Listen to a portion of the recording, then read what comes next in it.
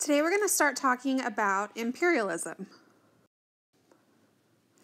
Imperialism is the political and economic control of one area or country by another. So it's when a country goes out to colonize or control a new territory.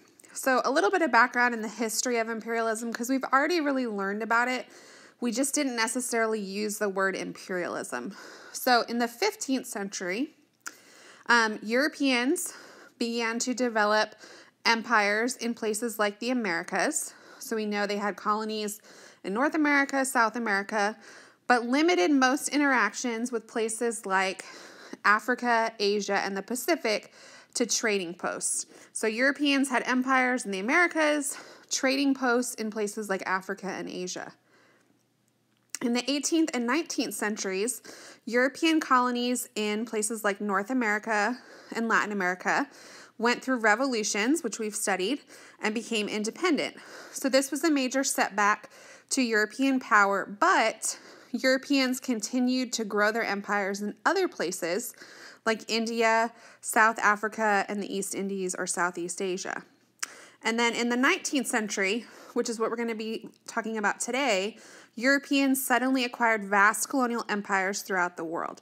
So the question is, what enabled Europeans to go out and conquer such vast empires? One of the answers to this question is the Industrial Revolution. Think about all the technology that Europeans developed during the Industrial Revolution. Even if you just think about transportation technology like the steamship, those kinds of things enabled them to go out and conquer places that previously they really wouldn't have been able to take over, such as Africa. So if you think back to the time of the slave trade, for example, Europeans didn't really go into the interior of Africa. They relied on other Africans to bring the slaves to the coast because they just really didn't have the power or the technology to be able to go deep into the interior of Africa. So this also helps us to identify these terms, old imperialism and new imperialism. Old imperialism is when Europeans were focused really just on trade rather than settler societies. A settler society is when Europeans are actively sending lots of European people to go to a place and make a colony. So like the British were doing that in the 13 colonies in the Americas, for example, but they were not doing that in Africa. They were pretty much just there to trade. That's going to change in this time period. So old imperialism did not impose large-scale political, economic, social, or cultural changes on people. In Africa, Europeans established trading posts on the coast. There's one major exception, which is in South Africa, where the Dutch had established a settlement back in the 1600s, which was taken over later by the British. But for the most part, they worked with the existing trade patterns of Africa. So like when we studied the slave trade, for example, we talked about how they connected to the existing trans-Saharan trade. In Asia, they established trade monopolies, mostly in the islands of Southeast Asia. So they were there primarily to trade spices and other luxury products, not necessarily to establish really large colonies of Europeans. So that's old imperialism. So to illustrate this, here's a map of Africa in 1850, and the colored areas show areas that were controlled by Europeans. And you can see there's a little bit of control in northern Africa along the Mediterranean, and then we have Cape Colony in South Africa. But other than that, Europeans are pretty much on the coastline, and they're just connecting to the trade routes that already exist. They're not taking over lots of areas of Africa up until this point. So to contrast that map that we just looked at, here's African control by Europeans by 1914. And you can see almost all of Africa had been colonized by Europeans up until this point, except for the two gray areas. Liberia on the Atlantic coast, which was founded as a nation for freed slaves, and then Ethiopia in East Africa, which Italy attempted to take over, and we'll learn kind of about why that was unsuccessful. But you can see that all the rest was taken over by Europeans by this time. Notice that Spain and Portugal don't really have a lot of possessions here compared to some of these other countries. I mean, they have some. Portugal, for example, has Angola, but compared to like France and Britain, not so much. So you can pause and talk about, if you'd like to, why you think that was the case and what they had already lost. So one of the things, if you remember back to the time period when we studied exploration, Spain and Portugal had been the leaders of exploration, right? They had come, Portugal had established trading posts throughout Southeast Asia and in India, and they were pushed out by countries like Britain, France, and the Netherlands. And that's because of better financing, better organization. We talked about joint stock companies and how that enabled the British and the Dutch to get ahead. And then also by this time, Spain and Portugal had just recently in the 1800s lost their colonies in the New World as well in Latin America due to the Latin American revolutions. So they're kind of struggling against some of these other European countries in terms of maintaining control over large overseas empires. So we went over old imperialism. Now we're in new imperialism. So in the 1800s, Europeans are all about new imperialism. They want total control of the areas they colonize. They're no longer satisfied just with trade.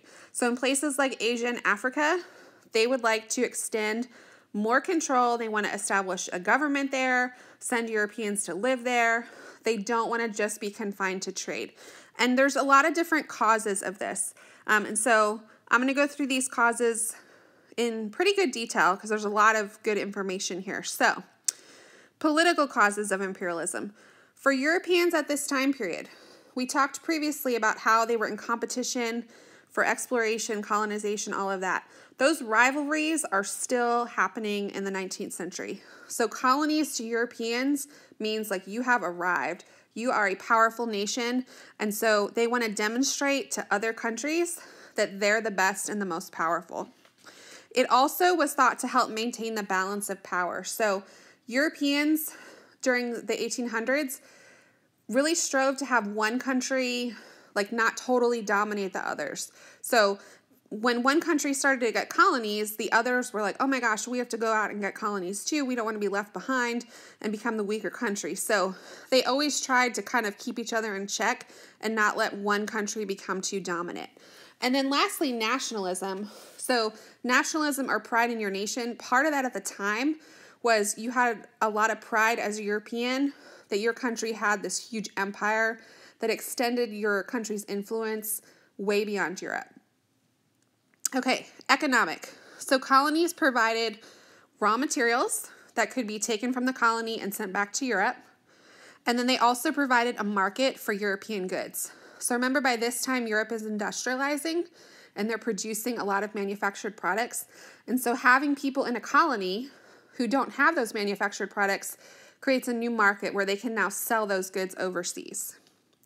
All right, social, there's a lot to talk about here, and you're going to learn more about social Darwinism and white man's burden in a little activity you're going to do, a warm-up. But let me go over those terms. So social Darwinism takes Darwin's ideas and tries to apply them to society. So Darwin had evolution, survival of the fittest, like some species adapt and they're naturally superior and able to outlast others. So social Darwinists applied this to humans and said certain races or ethnicities of people in the world are naturally inferior, naturally superior, and therefore the superior races, it's kind of their duty or it's okay for them to go out and dominate the more inferior races of people. So it's like a justification for taking over, for some countries taking over other countries. White man's burden, you're going to learn about, is a term that came from a poem in the 1800s. And this is the idea that because the white Europeans, in their minds, were superior to people in, say, Asia and Africa, it was their duty or their burden to go out and like civilize, in quotation marks, these people that they found. That these people would never really amount to anything or accomplish much without the white man's help. And then also to spread Christianity.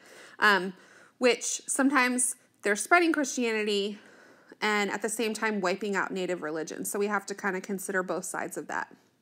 All right, and then lastly, another cause is technology. So improved transportation, like steamships and railroads, allowed Europeans to go places they couldn't before. Improved weapons, like rifles and other firearms, enabled them to go out and conquer people. Better medicines enabled them to go to places like the tropical areas of Africa, where previously Europeans had problems with diseases there. And then communication technologies is a huge deal. So the telegraph and the radio may not seem like a big deal to us, but if you are, say, Britain, and you're going to have a colony way at the southern part of Africa, how are you really going to maintain control over that if you can't effectively communicate with the mother country? So the telegraph enabled people to send messages quickly back and forth between the colonies and the mother country, and so that's really significant in allowing them to expand. There's two main ways that Europeans ruled their colonies at this time. One is through direct rule. So direct rule is when the mother country sends its own officials to the colony and they run the government directly in the name of the king. So if you remember, like Latin America, they had the viceroy who was a direct representative of the king. That's the same kind of thing here. So this is used when countries want to have a lot of control over the colonies. It sometimes would be used too if the European country comes in and the indigenous people fight back really harshly, and so the Europeans decide we need to establish very strict rule here or we're not going to be able to hold on to this colony. They would use direct rule. So again, direct rule is when you're sending people, like if you're Britain, you're sending British people to the colony to actually run the government. Indirect rule is when the mother country allows indigenous elites to keep power but tells them what to do. So the European country kind of sets up the people who already run the government there as like their own puppet government. So an advantage is it's less expensive because if you're Britain now, you're not sending as many British people to live there that you have to pay for their travel and all of that kind of thing. Another advantage is that it appears to the indigenous people possibly that their people are still in charge because their same king that's always been in charge, it appears like he's really still in charge when really he is being told what to do and possibly even threatened by the Europeans. So these are the two major ways that Europeans ruled their colonies. So let's talk a little bit about imperialism in India. So India, we know initially Vasco da Gama was the first European to go there. He set up trade for spices and textiles and all kinds of luxury goods. And other countries arrived, like Britain and France. Other countries got involved in trading there. And there was a lot of competition in India to control trade. The British defeated France in a global conflict called the 7 Years' War.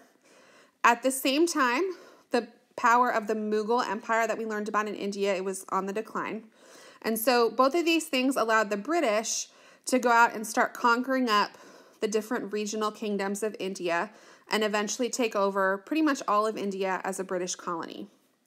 By the 1800s, things started to change a little bit in Britain. So I'm going to talk about, or in India, I'm going to talk about the Sepoy Mutiny. So the Sepoys, first of all, what is a Sepoy? So India today is the second most populous country on earth. There's a huge number of people.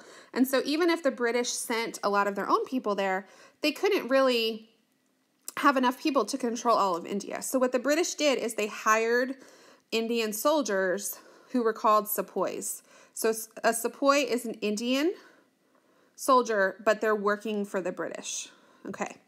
So in 1857, a rumor circulated among the sepoys that the bullets that they had been issued by the British military for their weapons were greased with cow and pig fat.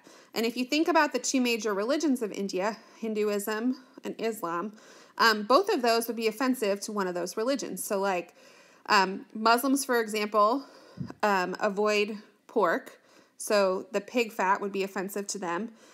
Hindus, the cow is sacred to a lot of Hindus, and so that would be offensive to them. And so this rumor made the sepoys really upset, and they revolted. What happened is that the British crushed the rebellion, punished the leaders of the Sepoy Mutiny, and just destroyed the whole rebellion. But it was the first major kind of representation of the fact that the Indians were not really liking being under British control. And from this point on, the British established direct rule in India. So just like people had done in Latin America, they instituted a viceroy who went to India and ruled in the name of the British. They sent a lot of British government officials to India to rule, and they established tighter control over India as a whole. So what effects did all of this have on India? Well, there are a couple benefits to India, I suppose. A small number of Indians became educated. However, the British only did this to benefit themselves because, again, they needed Indian people to work for them and the government to help them rule. And so they allowed the elites in India, like the people who are already wealthy and elite, to become educated and often even like go to schools in Britain so that they could work for the British government. But the Indian people in these positions never held the highest positions available. Like those always stayed with the British. Also, it did expand technology to India. So things like the telegraph and the railroad expanded throughout India. They also established a postal service. But there are many, many more disadvantages to India. So number one, Britain, remember at this time, was big into the textile industry. A lot of their factories with the Industrial Revolution focused on textiles. India had a long history of producing textiles through cottage industry. So their textiles were mostly handmade and considered very valuable and beautiful. But the fact that the British now began sending all these manufactured textiles to India, which cost less, put a lot of the Indian businesses out of business. They also instituted a tax system that was pretty corrupt. A lot of Indians couldn't afford to pay the new taxes instituted by the British, and so they went into debt and had to sell their land. The British also switched farmers from growing cotton and indigo is a dye, like a blue dye for like denim and other things like that, to grow cotton and indigo rather than growing food, okay, because the British want to take those raw materials, send them back to Britain and turn them into textiles, but this resulted in widespread famine in India as people were forced to grow things other than food, and so they didn't have enough food. And then lastly, all the best positions in the government and the military were always held by the British. So even though they allowed a small number of Indians to be educated, the top positions were always held by the British officials. So now let's talk about the scramble or race for Africa. By 1870, Europeans controlled very little interior African territory. Remember that map we looked at? They're mostly just on the coastlines. Like France had Algeria in North Africa, Britain had South Africa, but other than that, it's mostly just trading posts. Now, in the 1880s, the Egyptians, which was loosely controlled by Britain, revolted against British influence and threatened to kick the British out and not let them use the Suez Canal. The Suez Canal, which had been built through Egypt in the 1800s, was very important to Britain because it was their main way that they got to their colony of India. And India was their most prosperous and important colony. So if they had been cut off from this would have been a huge deal. And so Britain quickly decided we cannot let this happen. They went in and quickly conquered and stopped the revolt and took over Egypt as a colony. So the fact that Britain came in and colonized Egypt got the attention of other European countries because they are starting to realize, oh wow, we don't want to be left out if people are going to start colonizing Africa. Another thing that happened in the 1880s is that King Leopold of Belgium took over Central Africa as the colony of Congo and set up plantations there. And you'll read about that in your homework. He imposed very brutal forced labor that led to the death of millions of Africans through overwork, starvation, famine, all kinds of things like that. But what Europeans saw is not necessarily, wow, they're really treating these African people poorly. What they saw is, wow, these countries are setting up colonies in Africa and we don't want to be left out of this. Also, diamonds and gold were discovered in Africa. And so all of these things together led to what we call the Scramble for Africa, which took place from about 1870 to 1890, where almost all of Africa was divided up between Europeans in a relatively short time period. So Europeans realized that the scramble for Africa was leading to very intense competition and it could become very hostile. And so what they decided was, rather than to go to war over colonies, they would meet in Europe and divide up Africa amongst themselves in hopefully a more peaceful way through negotiation. So this meeting is called the Berlin Conference, and it took place in Berlin, Germany from 1884 to 1885. During this time, Europe divided the land of Africa between themselves. And it's important to note here that they did this without respect for the people who already lived there. So it's like they just took a map and divided it however they wanted. They didn't pay attention to what groups already ruled what areas, where specific ethnic groups lived, where people spoke a common language. They really didn't care about that. And it's important also to note there were no Africans present at this Congress that divided a whole continent. And so by 1914, like we looked at on the map previously, only Liberia and Ethiopia were independent African nations. So you're going to do a simulation of the Berlin Conference, and in a minute you can pause it and go over the rules. I just want to say one word about this, which is this activity is supposed to be a fun activity for you, and I want you to enjoy it. But the purpose really is to think about how the Europeans were motivated specifically by their own goals. In each country, you're going to represent a country and you're going to have a specific goal that you're going after. And so while this might get kind of fun and you might even get a little bit silly, it's important to remember that this was a serious thing that definitely harmed the people who were living there. Okay, so even though you enjoy the activity, just keep in mind none of the goals, none of the things that you're working towards have anything to do with the people of Africa. They only have to do with what Europeans want. Okay, so pause the video, go over the rules, and enjoy your activity. So you did the activity on the Scramble for Africa. South Africa has a different history, and so I think it's worthwhile to just highlight that as a separate thing. Cape Colony had been established long before the Scramble for Africa, way back in 1652 by the Dutch East India Company. So this was established by one of those joint stock companies. And a lot of Dutch people moved to South Africa, and the Dutch settlers in Africa were referred to as Boers or Afrikaners. They really looked down on the African people and enslaved them and used them as forced laborers. They expanded northward as their colony grew and they had more and more people, and they came in contact with other African groups, which led to war. And so this colony grew very rapidly. You can see by 1800, Cape Colony had 17,000 people of European descent. There also was miscegenation. So hopefully you remember that from our Latin America unit, that means intermarriage.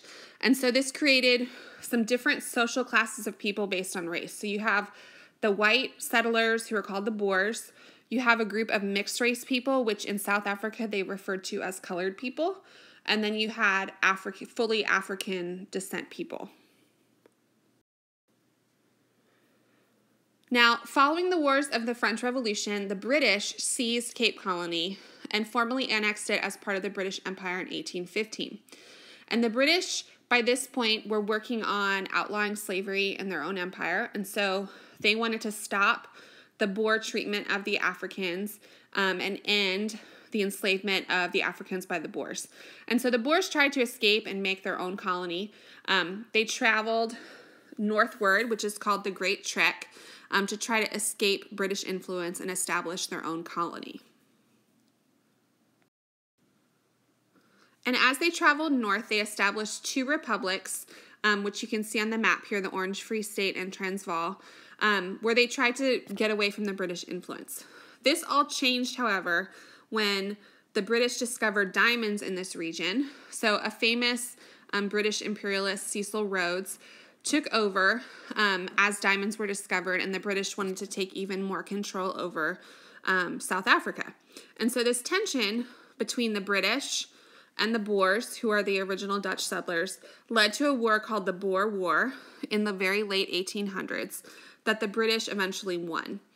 The reason I even mention this as a topic is that it led to what happened in the 20th century in South Africa, which is apartheid. So to keep the Boers happy, because they had this very negative view of the African people, the British allowed a system of racial segregation, which became known as apartheid, to develop in Africa, where the different races of people were heavily segregated and held separate. And we're going to talk about that when we get to the 20th century, but it's important to know that that had its roots in this time period because the Europeans settled there and instituted this policy very early on, and it continued this racial segregation all the way up until 1994 in South Africa, which we'll learn about in a future unit. So let's talk about the overall impacts of imperialism on Africa. Some positive impacts. European technology, medicine, nutrition led to population growth and longer lifespans of a lot of people in Africa. So developments of the Industrial Revolution diffused to Africa. Other examples would be better infrastructure. So things like telegraphs, railroads, telephones, all of those things became more widespread throughout Africa, so technology spread. And then also a small minority of Africans received education and positions in the government. So just like I talked about in India, where the British allowed Indian elites to be educated so they could work for the British, the same thing happened throughout African colonies, where Europeans allowed often the existing elites to get an education, but it was really just so that they could work for the colonial government. There were many more negative impacts. So Europeans imposed their own culture. So think about things like language, religion, and government. It's not as if the Africans didn't have all of those things already. And so when Europeans came in and divided up Africa at the Berlin Conference, without regard for any of those things in those different cultural groups and boundaries, a lot of that over time was lost. So there's still a lot that people in Africa today and those of us who study history don't know about Africa because this culture was really just wiped out when Europeans came. Another thing is social Darwinism and racism was common and led to harsh treatment of indigenous people. And again, to review, social Darwinism is when people took the ideas of Darwin, like survival of the fittest, and tried to use that as a justification, saying like certain races are inferior to others, and so it's natural that they would be taken over and conquered by other people. And then export economies developed. And we learned that term export economies when we just studied the Latin American revolutions. So African colonies imported manufactured goods from Europeans and focused on exporting one or two major raw materials, like say rubber or palm oil. How would this harm them in the future? So you can pause and discuss these two questions if you'd like to. We talked about this in Latin America. When you export just one or two products, you're really at the mercy of the market. So if the market price drops throughout the world, your country is kind of screwed. If it's an agricultural product and the crop is devastated, that also is really going to hurt your country. And how would this harm the environment? Well, if you're just farming one crop over and over and over, you're going to have issues with soil depletion.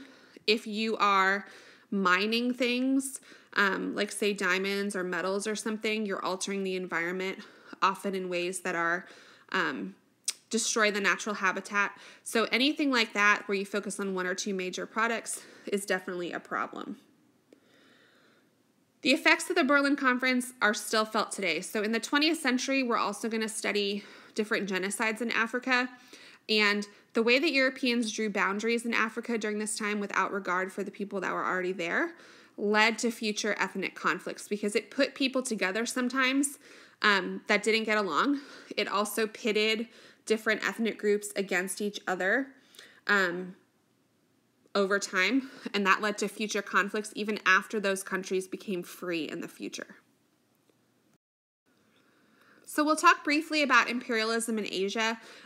China was never colonized by Europeans, but Europeans still dominated trade there. And in a future chapter, we're going to learn all about Europeans and China, so I'm not going to talk much about it right now.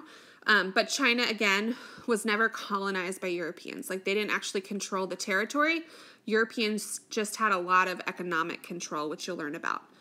In Southeast Asia continued to be dominated by the Dutch. And we talked about why and how they were able to take this over. So the Dutch East India Company, which in Dutch was referred to as the Dutch VOC, continued to dominate there. Why were they originally there? They were there for the spice trade and to trade other luxury products. Eventually, the Dutch VOC went bankrupt and the Dutch government came over and started directly ruling. And a lot of the people of Southeast Asia, of those islands, were forced to work through coerced labor on Dutch plantations to produce export products to go back to Europe. So things like tea and rubber and sugar, instead of growing food that they needed, like traditional crops like rice. And so this is bad because they're using people as coerced labor. Also, it resulted in famine because they're making people switch what they're growing. And then also, it's turning these Southeast Asian countries into export economies again, where they're only producing one or two products for export. And we talked about how that can really end up as a negative for a country. You never develop, as a country then, your own manufacturing, and you're very dependent on that one product, which can cause lots of issues. The other part of Southeast Asia, so the Dutch controlled like a lot of the island part of Southeast Asia. The more mainland part of Southeast Asia was controlled by France, and France developed a colony that was called French Indochina. Today, we know this as the countries of Vietnam, Laos, and Cambodia, but those were all grouped together as one colony under the French called Indochina. And they did a lot of the same stuff that the Dutch did. So they set up plantations where they used Southeast Asian people as coerced labor. A lot of them focused on growing rubber, which actually comes from a tree. I don't know if you know that. But the same issues developed. So coerced labor, export economies. So think about it this way with the export economies. Eventually, these countries are going to become independent. Like today, Vietnam, Laos, Cambodia are independent countries. But because of what Europeans did while they were there, where they forced them to grow and produce only one or two products, they never fully developed their economy. Like they never developed lots of factories and stuff like that that Europeans had. And so when they became independent, a lot of these countries struggled economically, at least initially, because of the way that they were ruled while they were under European control. And here's a map just showing you the colonization of Asia at this time. So you can see the British are in pink. So they control the huge territory of India and even countries today that are separate from India, like Pakistan, Myanmar, Bangladesh. That was all part of British India. And then the Dutch are in brown. So you can see they control a lot of the islands of Southeast Asia, today countries like Indonesia. And then the French are kind of the lighter green, and so they have French Indochina, which again is Vietnam, Cambodia, Laos.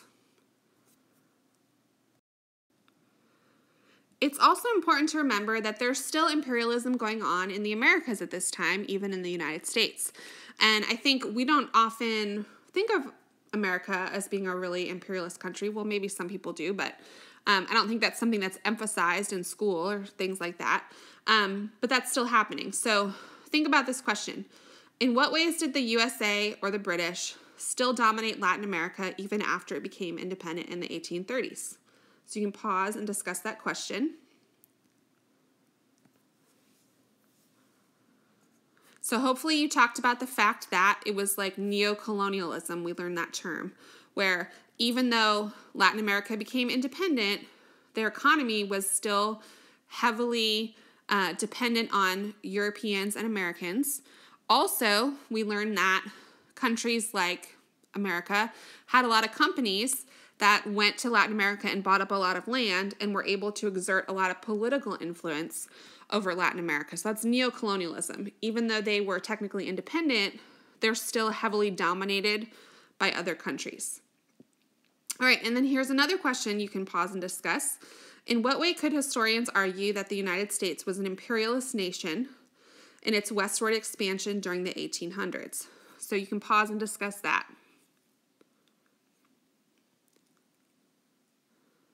And one of the things you maybe noticed is that this painting at the top, I think this is a painting you should probably remember from 8th grade history, but represents manifest destiny, or this idea that Americans felt like it was their God-given right to travel all the way to the Pacific Ocean and extend American territory.